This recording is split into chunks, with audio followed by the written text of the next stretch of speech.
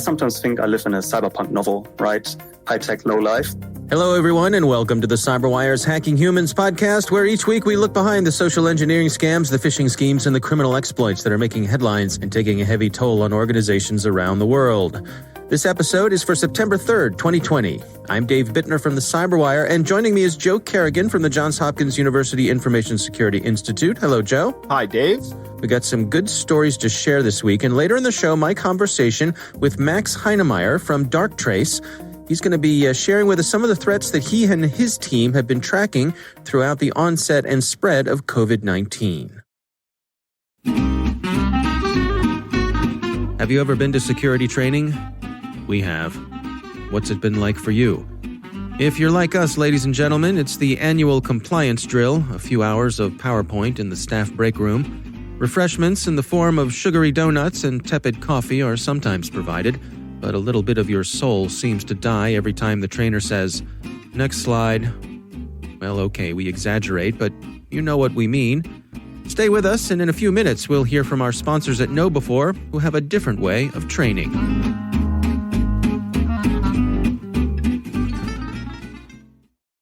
All right, Joe, before we get to our stories, we got a little bit of a quick follow-up here. A recent show, you and I were talking about people having their Facebook accounts cloned, and I was saying it had happened to me.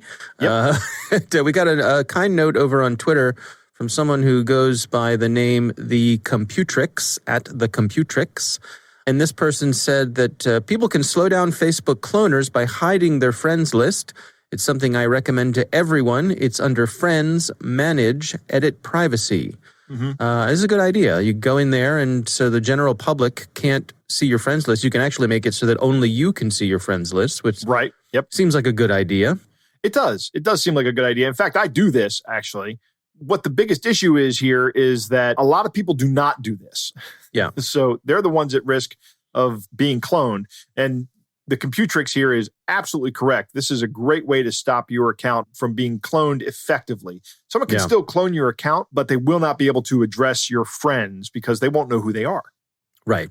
So it may make your account less valuable, so they'll move on to someone else. Right. And then that other person might be one of your friends, and you might show up in their friend list. And I think there's also a setting on Facebook that says, don't show me in other people's friends lists. That might be a setting. I don't know. I haven't looked at this. I try to stay off Facebook as much as possible. Like I've said before, I would totally close it down if I didn't have all the communication with so many people on that platform. But this is good advice, I think. Yep, I would agree. Absolutely. Also, let me give a little follow-up on your Instagram cloner.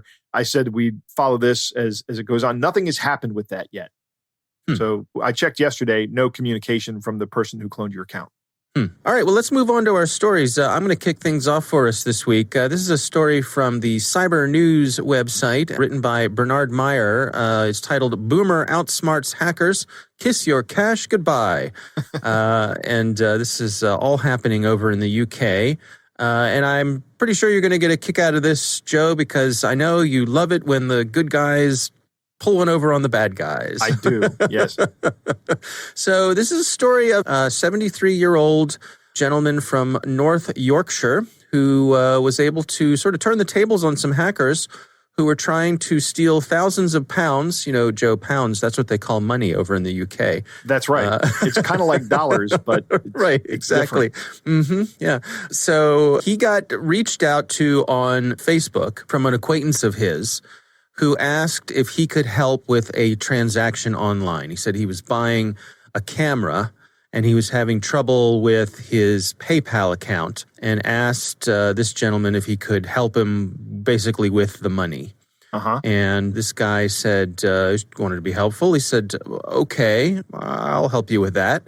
And then rapid fire, 5 payments came in via PayPal to this guy's PayPal account. Now, 2 of the 5 payments were blocked, but the 3 remaining payments, each one which was for £690, so we're not talking about insignificant money here. This is the potential victim is receiving payments from somebody.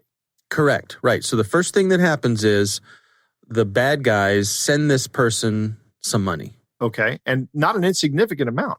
No, he receives it in his PayPal account, and the scammer asks him to then transfer it to a different bank account. Okay. So they're asking him to be the middleman in here. Right. Under the guise of saying that they're just having trouble using their PayPal account. Plausible, right? So far, plausible. Yeah. I mean, but if you're having trouble using your PayPal account, how are you sending me money via PayPal? An excellent question, Joe. An excellent question. Well, but you know what? I don't think it's the person who's sending the money via PayPal. I think it's the person who's maybe buying the camera, or this alleged friend is trying to have a transaction with. Okay. Right. So you're getting paid by a buyer of something, and then you're going to take that money you got and you're going to send that on to your friend. Okay. That seems to me like that's what's happening here. So, or what they're claiming is happening here. Of course, it's all a big scam. Right. So the person who sent him the money starts pressuring him to transfer the money to a different account. He goes and tries to do it, and his bank flags it and recognizes that it's a scam. Right. And won't do the transfer. The scammer gets more and more agitated, asks him to call the bank and try to transfer the money. And at this point, this gentleman thinks that there's something up. He thinks his suspicions have been raised. Yes. When your bank flags a transaction, that's a little bit of a tell. Yeah, right. So he tries to get his acquaintance on the phone. He tries to get him on the phone. Says, Sure. Let's talk about this person to person. Absolutely. Good idea. Great idea, right? And the alleged acquaintance refuses to do so. Says, no, I'm at work. I can't call you right now. And the gentleman being scammed replies and said, well, why don't you take a bathroom break and call me while you're out on a bathroom break? I just need some confirmation. Confirmation never came, and so this gentleman decided to just keep the money. But here's what happened next. Right. It turns out that via PayPal, you can reverse a transaction. Right. So one of the payments was reversed. Basically, the bad guys clawed back one of the 690-pound transactions. And a few days later, they tried to reverse another transaction, but this gentleman has refused to return the money to PayPal. And he's saying to PayPal, I'm not giving you this money back until you can prove to me that these were real people, not scammers. Right. So I'm guessing what happened is that this gentleman had a negative balance in his PayPal account, right? PayPal returned the money. I can't claim expertise on how PayPal works, but you can link your PayPal account to a bank account, and I believe you have to link your PayPal account to a bank account if I'm not... I don't know that you have to, but I mean, you can start a PayPal account, but you can put money in with a credit card as well. But yes, you can link it to your bank account, and you can move money from your PayPal account to your bank account. Right. So to sort of look at this at a higher level, so the scam here is that the bad guys target a victim, right? They ask for their help. They send them money. The victim gets the money. The victim then transfers the money to the bank account of the scammers. And then the scammers claw the money back from PayPal, the original money that they sent. So the person in the middle, the victim, ends up being out all of that money because the money that they thought they had in their account to send to the scammers gets clawed back, and so now they're out that money. Yeah. That's how the scam works. That's how the scam works. So it's kind of almost like a check floating scam. Yeah. But in this case, this gentleman who sounds to me might be a little bit cranky. My kind of guy. decided that he is not sending the money back. Until PayPal proves to him that this is a real person and not a scammer, that he is not going to return the money. Now, I don't know what actual legal case he has against PayPal, what agreements he made when he signed up for PayPal, what ability PayPal has to claw this money back from him or whatever. That I don't know about that, but I have to say my hat's off to him for for the effort anyway, right? And it looks like he didn't send any money out, right? So he's not out any money. Correct. Right. He's grabbed some money from the bad guys. Right. And he's refusing to return it. Yeah. Good. So, yeah. I don't know how this is going to play out in England and in the UK. I think there's a lot of consumer protection law that he might just get away with this. This might be fine. Yeah. Somebody tried to scam you and they lost 650 pounds. Too bad. Yeah. Yeah, exactly. All right. Well, that is my story this week. What do you have for us, Joe? Dave, this week I want to talk about a report out from Kaspersky's cyber threat research organization called SecureList. and they have the 2020 Q2 spam and phishing report. And we'll put a link in the show notes. And you should take a look at this report. It's an interesting report with lots of data and statistics. But here are some key points. One of the first things that stands out to me in this report is that scammers are targeting smaller companies. Now, I have the ability to wildly speculate and often do. But I think this is because smaller companies are actually turning out now to be better targets for these scammers because they don't have the huge budgets that large companies do. And while the payoffs may not be as large as if you target a large company, they are still there. And if you can scam a small company out of $600 to $1,000, that is a good day for a scammer. Right? They are imitating email messages and websites of companies whose products or services these smaller companies may be using. And a pretext is essentially like a cover story, what you're going to tell people all about as your introduction to whatever you're scamming them with. But the main pretext for these scammers is a prompt to get the target to enter their login information for their email account to view an online catalog that is only available once you log in. They're obviously going after these smaller businesses where people might be less technically sophisticated and much more focused on what they do. Now, if you think about a small business, Dave, working in a small business is not like working in a big business. When you work in a large business, you have one or two tasks that you take care of. But when you work at a small business, you have to carry a lot of the small business load, right? Yep. You're going to have to do a lot more things. And that may distract you from things. So if you're an office manager, you may very well do things like take the trash out when the trash gets full. Oh, yeah. Right? That might have to happen. The trash is full and you may or may not even have housekeeping services coming in at night. But somebody has to do it. So, I've done all this as I've been absolutely. a small business owner and I have been there, my friend. Absolutely. I've worked for small businesses. I really enjoy working for small businesses because it's a nice close-knit group and it's everybody is much more invested, I think. But one of the things is you are more dispersed with your attention. Thus, I think you're a little more vulnerable to these kind of attacks. Yeah. And also, I think to your point that you're less likely to have full-time staff who are paying attention to these sorts of security issues. Correct. Right? Chances are you've outsourced this to someone or you're using some sort of big service provider. Yep. And there's nothing wrong with that, but it just means that the odds of having an extra set of eyes or a dedicated set of eyes on this are lower for a small organization. That's absolutely correct, Dave. Another point that jumped out to me is that these phishers are taking advantage of the pandemic and they're actually going after people with a few hooks for phishing. One is package delivery notices, right? They're posing as courier delivery service employees and sending out emails that packages couldn't be delivered because of failure to pay the shipping. So they're just trying to scam people out of the shipping fees. They're sending phishing emails out pretending to be banks and offering loans and such for COVID-19 related needs. And they're also sending out tax refund notifications in the same vein. But here's the most insidious and distinctly evil way that they're exploiting the COVID-19 pandemic. They are sending fake messages from HR saying that you've been fired or terminated because of the pandemic, and that the attachment, which is just a malicious attachment, is a way for you to request 2 months of severance pay. So go fill out the attachment and you'll get your severance package. And of course, the attachment's malicious. Right. This is despicable, of course. We've seen much worse things from these guys before, but I think this is pretty low. Yeah. Short-circuiting your emotions there by right, exactly, coming out of nowhere and saying you've been fired due to the pandemic. So now you're in a state of panic or distress or who knows what. But then setting the hook by saying, well, here's the good news. We're going to pay you for 2 months. All you need to do is download this attachment. Right, exactly. Open up, double click on this attachment, and then they've got you. Take a look at this article. It's a good article. There are tons of great stats and charts in this article if you're into that sort of thing, and I am. So I imagine that most of our listeners are as well. Go click on the link in the show notes. Take a look at it. Lots of interesting stuff. All right, very good. Well, Joe, it's time to move on to our catch of the day. Our catch of the day comes from a listener, Bob.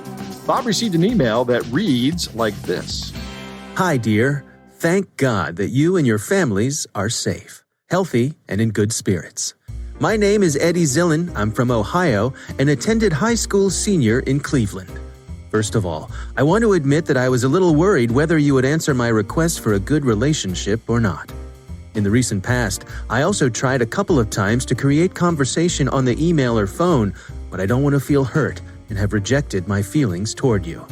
I'm looking for a serious relationship. I hope that this time I was lucky and I don't want to waste yours and my time. I want you to honestly admit to me if you're interested. Please be sincere with me. I was already badly wounded 5 years ago and I don't want to be hurt again. Then my woman betrayed me. He cheated on me with another man not long before we were supposed to get married. It seemed to me that my world had collapsed and I could never trust a woman again. But time heals. And now I've found the strength to believe in love again. I did a lot in my past relationships to ensure that my woman was happy, but he did not appreciate my care and all the luxury life and expensive gifts, cars. I realized that all 3 years of our relationship, I found out she was cheating on me with my best friend, Tom. But at the same time, I never received true love and care.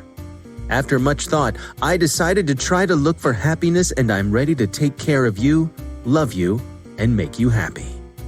I think that each of us has the right to happiness, right? And who will build happiness for us if we ourselves do not do it with our own hands? Maybe everything that I write to you right now is not at all interesting for you, but I consider it very important to explain to you at the very beginning of our communication about what kind of relationship I'm looking for and why I'm looking for these relationships.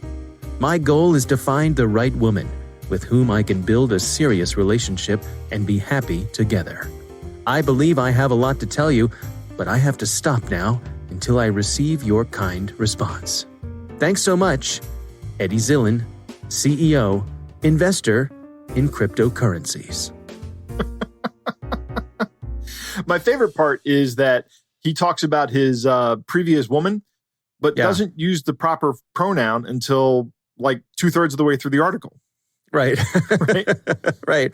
Yeah. So, there's a little bit of gender confusion throughout here. So, I mean, this is obviously just terrible English. And I don't believe this guy's name is Eddie Zillen. You think, Joe? I don't think this person is from Ohio. And I don't think they attended high school senior in Cleveland. Yeah. Yeah. Well, Joe, nothing gets by you. I think you're right. I'm a little dubious of this Eddie Zillen fellow. Yeah. So, I think we pretty straightforward what's going on here. This is your standard run-of-the-mill romance scam. Right. It's interesting that they sent it to Bob. Right. That Eddie's out there looking for a woman and sent it to a man. Actually, probably what happened here is Eddie has Eddie, and with air quotes, you can't see me because this is a podcast, but this person has a big list of email addresses and they just composed this and sent it out to everybody. Yeah. And Bob was good enough to send it to us. Thank you, Bob. If you get something like this, please send this to us. We love reading them on the air. Yes, we do. All right. Well, that is our catch of the day.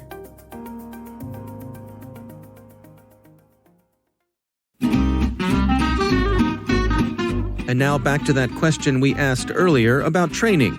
Our sponsors at KnowBe4 want to spring you from that break room with new school security awareness training. They've got the world's largest security awareness training library, and its content is always fresh. KnowBe4 delivers interactive, engaging training on demand. It's done through the browser and supplemented with frequent simulated social engineering attacks by email, phone, and text. Pick your categories to suit your business. Operate internationally. KnowBe4 delivers convincing, real-world proven templates in 24 languages. And wherever you are, be sure to stay on top of the latest news and information to protect your organization with KnowBe4's weekly Cyber Heist News. We read it, and we think you'll find it valuable, too. Sign up for Cyber Heist News at knowbe4.com/news. That's knowbe4.com/news.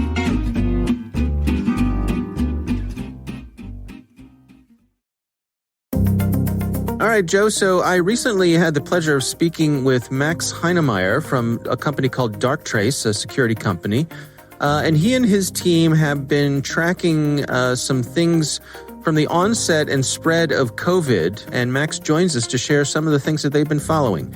Here's my conversation with Max Heinemeyer. It's an interesting threat landscape these days. It's evolving rapidly, as surely everybody in cyber will attest. and it's getting more furious by the minute. We've seen such a huge increase in what we call fearware, spearfishing, phishing, scamming, spoofed emails that piggyback off the corona crisis. It's not only the phishing and the social engineering, there's also a lot happening in the old school, almost like early 2000 remote code execution exploits against internet-facing infrastructure. But overall, it's just getting worse and worse, I would say. Can you take us through some of the specific things that you're tracking? I mean, some of these things are new to me. For example, I'm not familiar with the term dynamite phishing. What's going on with that? So dynamite phishing is something the Emotet botnet introduced to the broader threat landscape, I think 2 years ago or something. It's basically when a threat actor steals the inbox emails from hacked victims to use them later on for further infections. And we know this, right? We know that threat actors use compromised inboxes to send more scam emails and phishing emails. But the interesting part here is that they take existing email chains that exist between legitimate senders and recipients, and they send these off and add a little bit at the end, like, hey, see attached, or thanks for talking, look at the attached document. And that normally is malware. So the dynamite bit is that it uses existing legitimate email conversations to lure the victims into clicking on either phishing links or opening malicious attachments. Right. So this is an established conversation that I may have had with a colleague or a coworker. So there's no reason for either me or the technology I may have protecting myself to suspect that there's anything going wrong here. Exactly. It's really difficult for humans and also for machines to identify this, especially for machines. If it's an existing trusted relationship between two entities that have communicated before, it can be incredibly difficult to prevent this. And we expect this to be taken further in the near future as well by the incorporation of potentially malicious machine learning in some form. Now, I know you and your team have been doing a lot of work with artificial intelligence and some of the ways that can be used for social engineering. Can you take us through some of the things that you're working on? Oh, absolutely. I love talking about this. So why do we look into what we call offensive AI? So using machine learning in various forms to conduct cyber attacks. Well, at Darktrace, we do all things AI and machine learning to defend people, to defend customers, defend employees. And as part of that, we introduced our email solution that uses unsupervised machine learning to detect anomalies and weird communication patterns and spot never seen before spearfishing emails, CFO fraud, scams, and all these things. But to test that system, we wanted to push boundaries a bit and see how far we can go. So we started looking into offensive AI to auto-create spearfishing emails.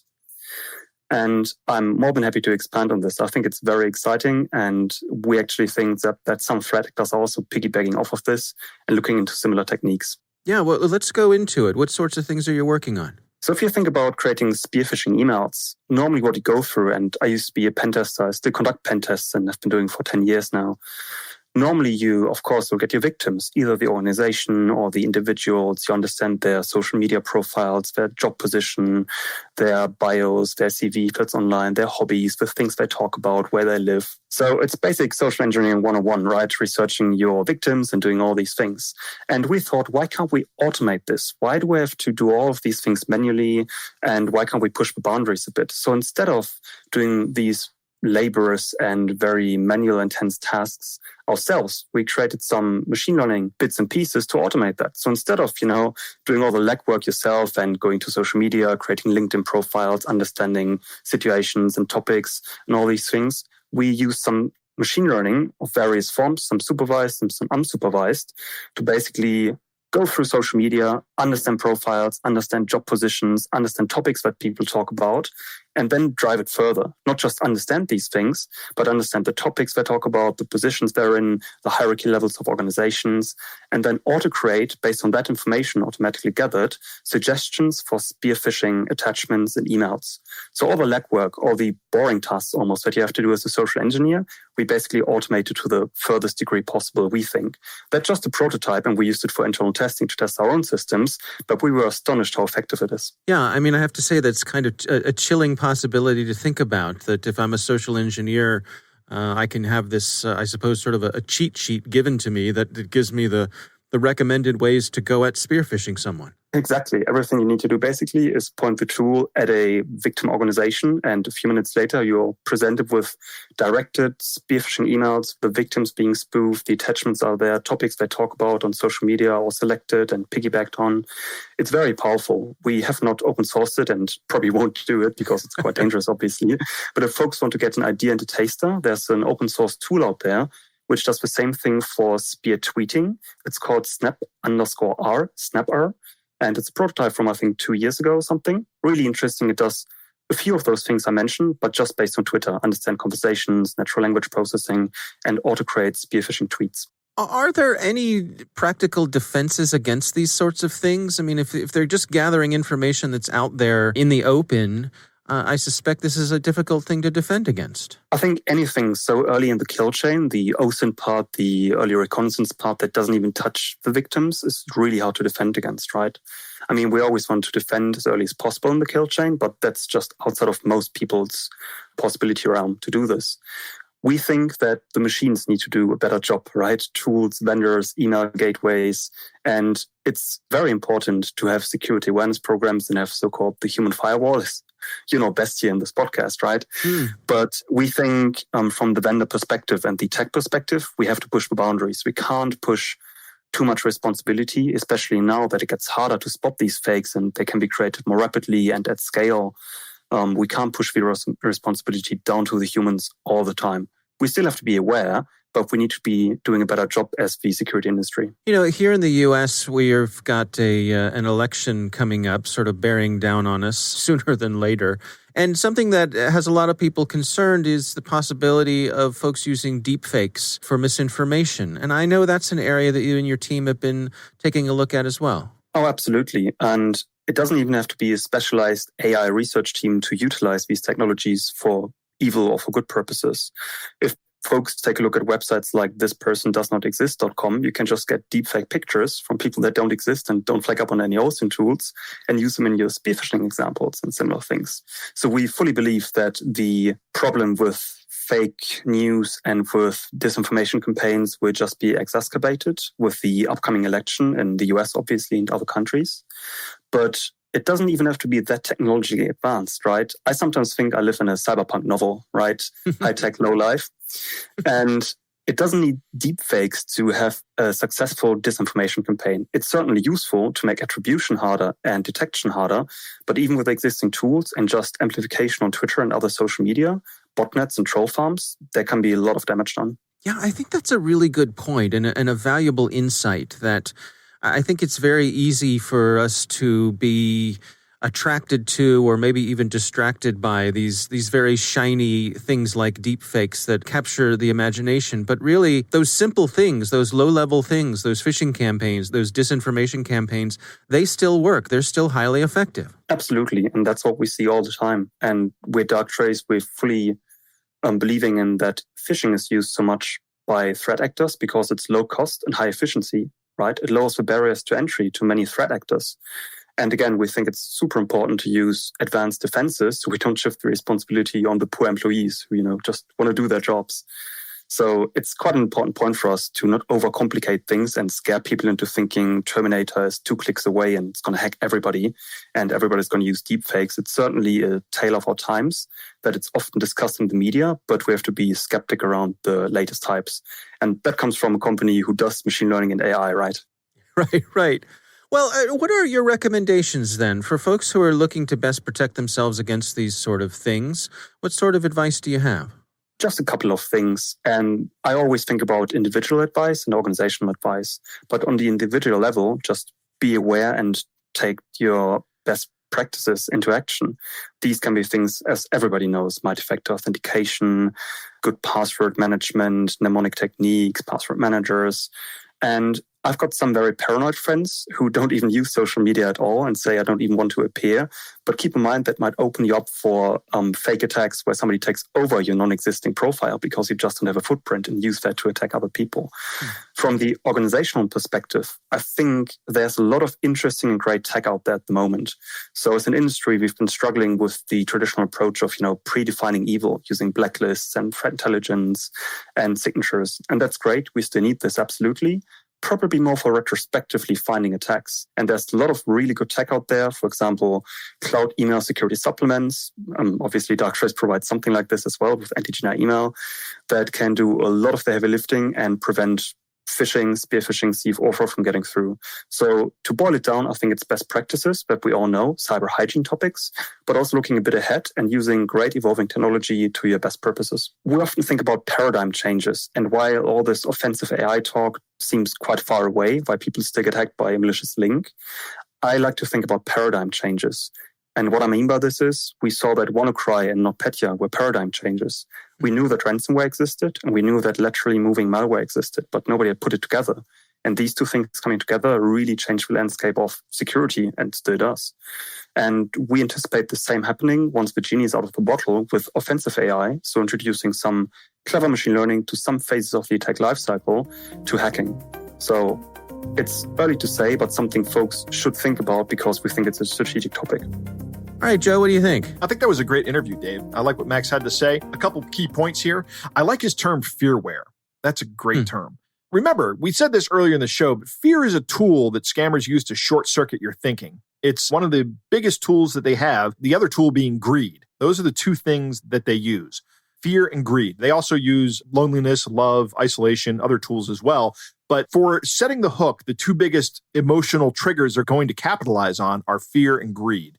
So when someone's trying to scare you via email, slow down, relax. An attacker inserting themselves into an email conversation by compromising an email account strikes me as a great way to get the target to open your malicious attachment. If you think about this, getting an email from somebody going, hey, take a look at this attachment, you're immediately like, no, I'm not going to take a look at that attachment, right? But if you're in a conversation with somebody and they go, oh, by the way, here, I found this, why don't you look at it?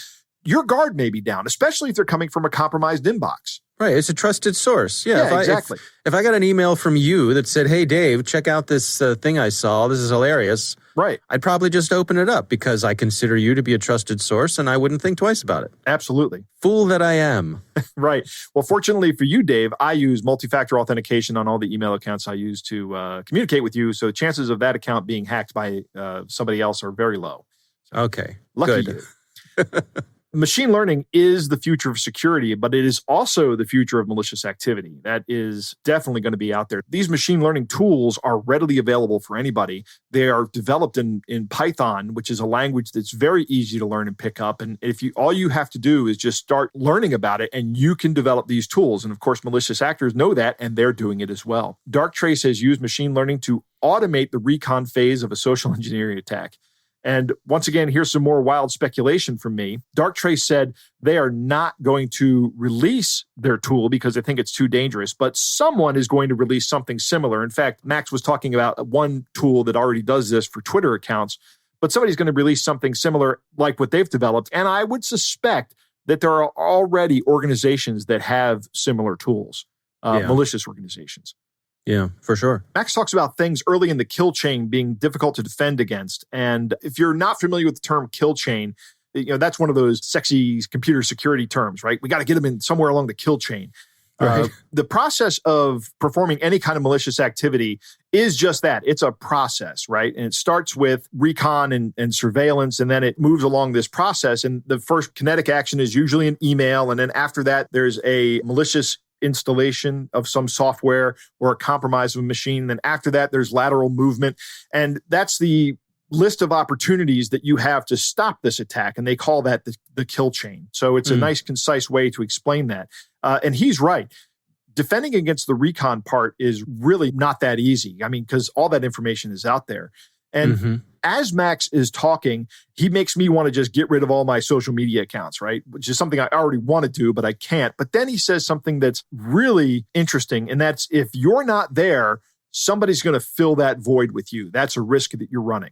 And again, we see that with you. You've shut down your Facebook account and your Instagram account, and somebody has filled that void, that Dave Bittner void that was in my Instagram followers. So